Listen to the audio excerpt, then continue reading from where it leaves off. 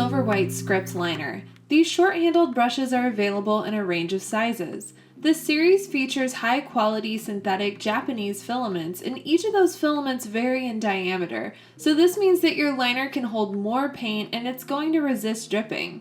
As one would imagine, a liner is great for line work. The brush's head is soft yet springy and responsive. It's designed for working with water media and soft-bodied acrylics. I really enjoy using this brush to make little slashing lines for added interest or for texture.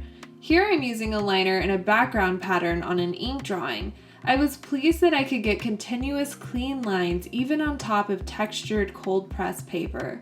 The long filaments of this brush made achieving those elegant swooping lines pretty much effortless. For more information, you can visit our website at silverbrush.com.